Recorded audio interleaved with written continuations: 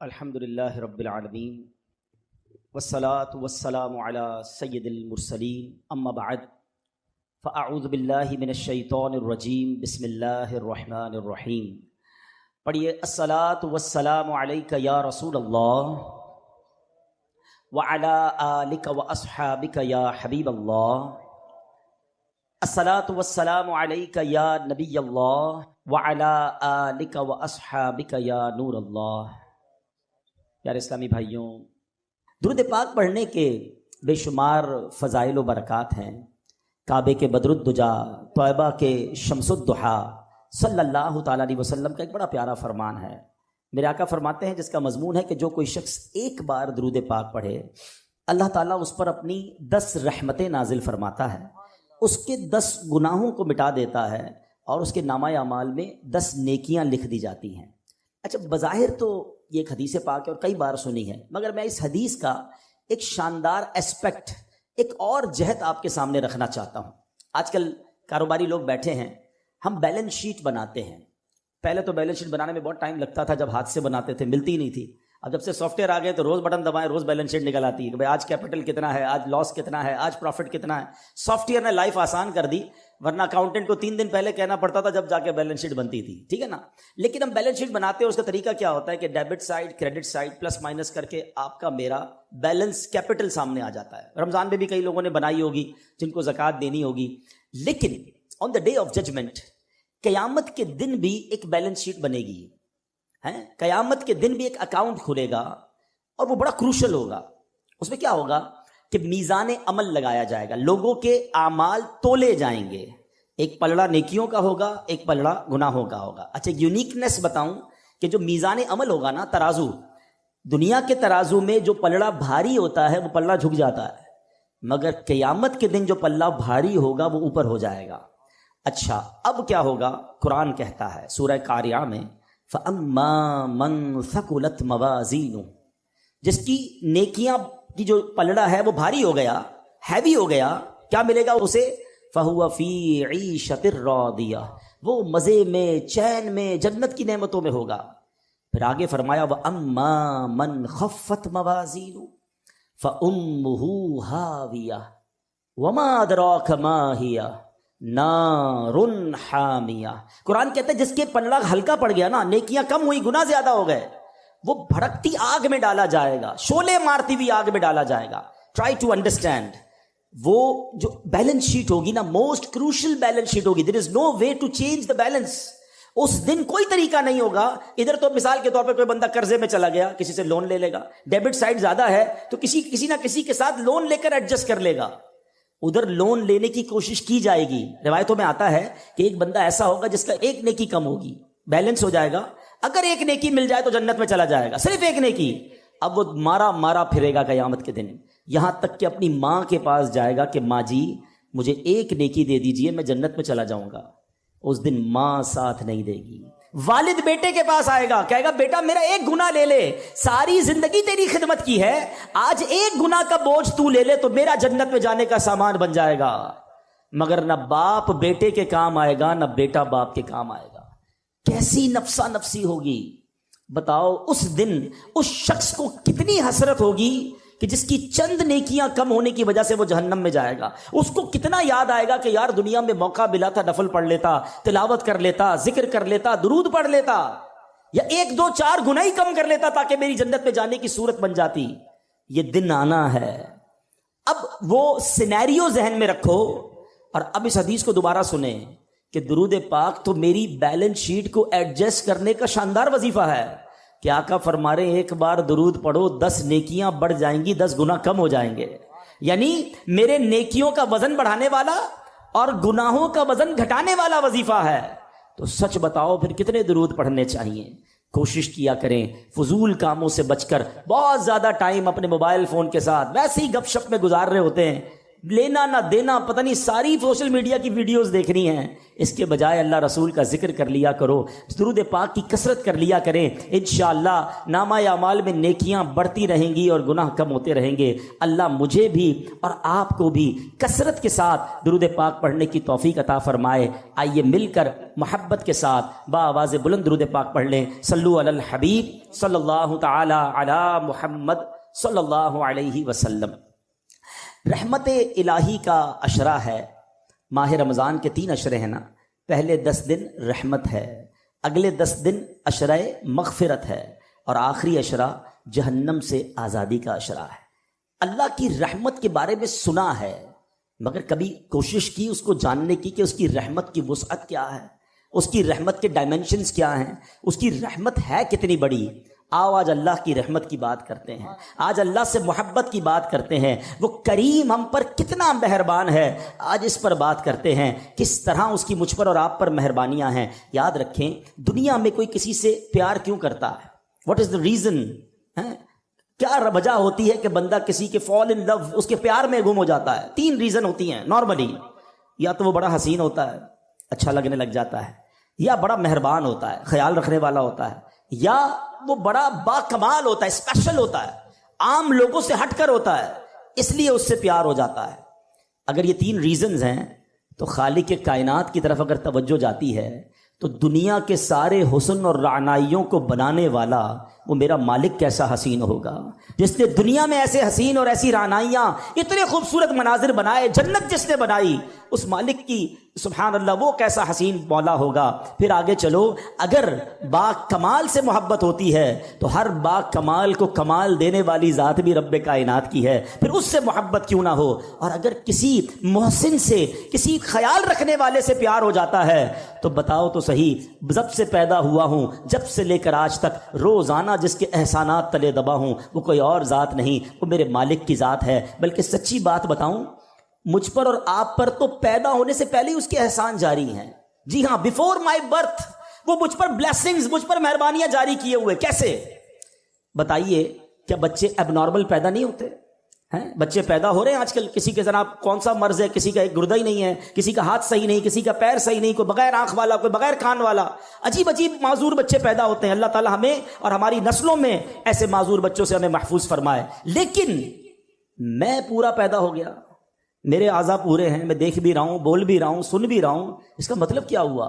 میرے رب نے میری تخلیق کامل فرمائی۔ ماں کے پیٹ میں جب میری تخلیق ہو رہی تھی، میرے اس کریم مولا نے مجھ پر یہ مہربانی کی کہ میرے کوئی پارٹ آف باڈی، کوئی آرگن آف باڈی کم نہ تھا، میں کسی بڑی بیماری میں نہیں تھا، پیدا ہوتے ہی شوگر کا مریض نہیں ہوں۔ یہ کتنی بڑی میرے رب کی مجھ پہ مہربانی میری پیدائش سے پہلے سے جاری ہے۔ اور سچ پوچھو، اس سے بڑی مہربانی بتاتا ہوں، وہ یہ ہے کہ اللہ نے مجھے اور آپ کو مسلمان گھرانے میں پیدا کر دیا۔ کسی کافر کے گھر میں بھی تو پیدا ہو سکتے تھے نا، روز بچے پیدا ہو رہے ہیں، کوئی کس مذہب والے کے یہاں پیدا ہو رہا ہے۔ میں نے کیا کمال کیا تھا؟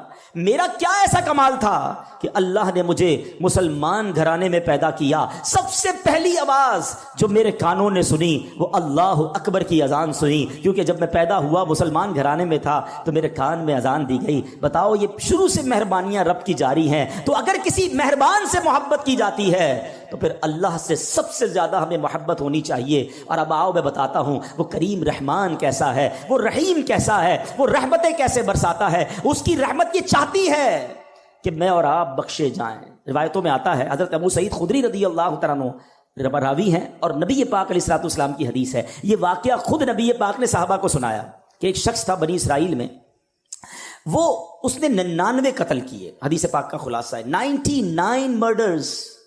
اور اس کے بعد اسے خیال آیا کہ یار بہت ہو گیا، کتنے گناہ کرے گا، اب تو توبہ کر لے۔ وہ ایک راہب کے پاس گیا، سو کالڈ ہیں مولوی صاحب، اس زمانے کے بھی سو کالڈ ہوں گے، علم تھا نہیں، لکس لائک، بے شک ہم بھی آج کل ہر داڑھی والے کو عالم دین سمجھ لیتے ہیں، بلکہ اب تو بغیر داڑھی والے کو بھی عالم دین کہنا لوگوں نے شروع کر دیا۔ یہ عجب فنومنا چلا ہے کہ جس کی مرضی وہ اسلام کی انٹرپریٹیشن کر رہا ہے اور لوگ اسے سنی جا رہے ہیں۔ اللہ کے بندوں، عالم دین صحیح عقیدے والے سے بات سنو گے تو سمجھ آئے گی۔ یہ حدیث بھی اسی طرف رہنمائی کر رہی ہے کہ کہنے کو وہ کوئی مذہبی آدمی ہوگا، یہ بندہ چلا گیا اس کے پاس، کہا حضرت 99 قتل کیے ہیں، کیا میری توبہ قبول ہوگی؟ وہ بندہ، اس نے کہا خدا کا خوف کر، 99 بندوں کا قاتل، تیری توبہ قبول نہیں ہونی۔ اس نے اس بندے کو اللہ کی رحمت سے مایوس کر دیا. اب وہ پہلے ہی قاتل تھا, اس نے کہا چلو پھر سینچری پوری کرتے ہیں. اس نے اس راہب کو بھی مار دیا, 100 قتل کر لیے. پھر خیال آیا نہیں غلط کیا, توبہ کرنی چاہیے. پھر کسی عالم دین کے پاس گیا. اب عالم دین نے کہا کہ نہیں تمہاری توبہ قبول ہو جائے گی, گھبراؤ نہیں, اللہ کی رحمت سے مایوس نہ ہو. ایسا کرو فلاں علاقے میں نیک لوگوں کی ایک بستی ہے, تو اس ادھر چلے جاؤ اور ان نیک لوگوں کے قریب جا کر اللہ کی بارگاہ میں دعا کرنا, تو اللہ کریم جو ہے تجھ پر رحمت فرما دے گا, تیری توبہ قبول کر لے گا. یہ بندے نے نیت کی, اچھی نیت, اور چل پڑا. اللہ کی شان دیکھو, راستے میں اس کا انتقال ہو گیا. عذاب کے فرشتے آ گئے, ہم لے جائیں گے, 100 بندوں کا قاتل ہے. رحمت کے فرشتے آ گئے, ہم لے جائیں گے, توبہ کی نیت کر لی تھی, چل پڑا تھا, اللہ سے دوستی کا ارادہ کر لیا تھا, یہ چل پڑا ہے. اب دونوں قسم کے فرشتوں میں ایک طرح سے بحث شروع ہو گئی. عذاب کے فرشتے کہتے ہم لے جائیں گے, توبہ کی تھوڑی تھی, گھر سے نکلا ہی تھا, ارے 100 تو قتل کر دیے ہیں. رحمت کے فرشتے کہتے نہیں, اللہ کی راہ پہ چل پڑا تھا, دل میں شرم اور ندامت آ گئی تھی, ہم لے جائیں گے. اب اللہ کی طرف سے ارشاد ہوتا ہے ایسا کرو زمین کیلکولیٹ کرو, زمین کو ناپا جائے, اگر یہ بندہ اپنے گھر کے قریب ہے تو عذاب کے فرشتے لے جائیں, اگر یہ بندہ نیک لوگوں کی بستی کے قریب ہے تو رحمت کے فرشتے لے جائیں. اللہ اکبر. میں حدیث کے الفاظ سنا رہا ہوں. اب جب زمین ناپی گئی تو وہ بندہ نیک لوگوں کی بستی کے قریب نکلا. علماء کہتے ہیں یہ جو پلان تھا نا, اللہ کی قدرت کا پلان تھا, ایکچولی وہ دور تھا نیک لوگوں کی بستی کے, مگر رب کا حکم تھا کہ یہ بخشا جائے, اس کی منشا یہ تھی یہ بخشا جائے. وہ نیک لوگوں کی بستی اور اس کی لاش کے درمیان جو پلاٹ آف دا لینڈ تھی وہ اسکویز ہوئی, وہ کم ہوئی اللہ کے حکم سے, اور جب ناپا گیا تو چند فٹ کے فاصلے سے وہ نیک لوگوں کی بستی کے قریب تھا. اسے رحمت کے فرشتے لے گئے, گویا اس کی بخشش ہو گئی. یہ ایک روایت بیان کرنے کے بعد میرے پیارے اسلامی بھائیوں کیا پتا چل رہا ہے؟ وہ رحیم, وہ کریم, وہ توبہ قبول کرنے والا ہے, وہ معاف کرنے والا ہے. اس کی رحمت چاہتی ہم بخشے جائیں, مگر یہ بندہ ہے جو توبہ نہیں کرتا, یہ بندہ ہے جو اس کی بارگاہ میں سر نہیں جھکاتا, وہ اس سے دوستی نہیں کرتا. میرے پیارے اسلامی بھائیوں, اس حدیث سے ایک اور بہت خوبصورت بات سیکھنے کو ملی ہے. یہ حدیث پہلے سمجھیے گا, نبی پاک واقعہ سنا رہے ہیں صحابہ کو. اٹ مین سارا کانٹینٹ جو ہے وہ آتھرائزڈ ہے, سارا کانٹینٹ جو ہے وہ زبردست کلیئرڈ ہے, تبھی تو نبی پاک سنا رہے ہیں نا. تو آقا نے کیا بتایا کہ لوگوں نے مشورہ دیا نیک لوگوں کی بستی کے پاس جا کر دعا مانگو. اٹ مینز کہ اگر آج بھی کوئی اللہ والوں کے پاس اگر حیات ہیں تو ان کی صحبت میں جا کر دعا مانگے, اور اگر دنیا سے چلے گئے ہیں اور ان کے مزار کے پاس جا کر اللہ سے دعا مانگے کہ اللہ ان کے صدقے, نیک لوگوں کے صدقے, مبارک جگہ کے صدقے میری توبہ قبول فرما لے. تو جہاں رحمتیں برس رہی ہوں ادھر جا کر دعا کرنا, ادھر جا کر اللہ سے مانگنا, یہ اس حدیث سے ثابت ہے. ویسے تو قرآن کی آیت سے بھی ثابت ہے کہ جب حضرت زکریا علیہ السلام کو دعا کرنی تھی, بیٹے کی تمنا تھی, تو قرآن کہتا ہے حضرت زکریا کہاں گئے تھے؟ محراب مریم میں گئے تھے. سورہ مریم اٹھاؤ, وہاں قرآن کہتا ہے کہ حضرت زکریا نے مانگنا اللہ سے تھا.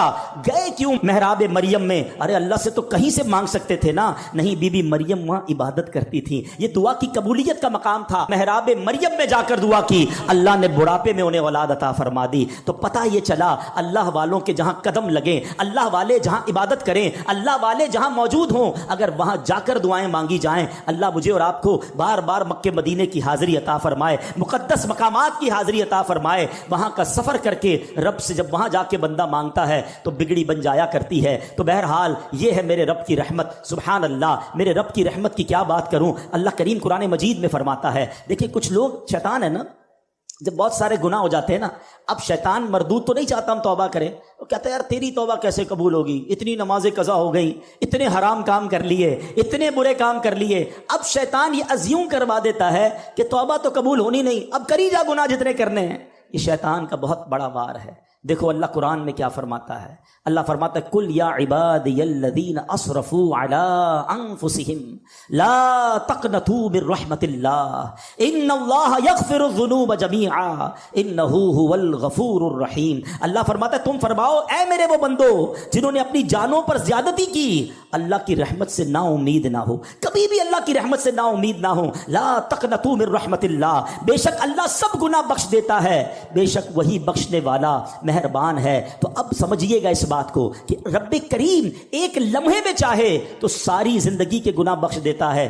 دنیا میں کوئی جرم معاف نہیں کرتا. آپ اور میں اگر ہماری کوئی ایک بار بات نہ مانے ہم کہتے ہیں چلو معاف کیا، دوبارہ نہ مانے چلو آئندہ مت کرنا، تیسری بار ایسا کرے بندہ کہتا ہے اس کی تو عادت ہی ٹھیک نہیں ہے، موبائل اس کے بند کر دیے جاتے ہیں، نمبر بلاک کر دیا جاتا ہے، رشتہ داری دوستی ختم کہ یہ بار بار میں کہتا ہوں میری بات نہیں مانتا۔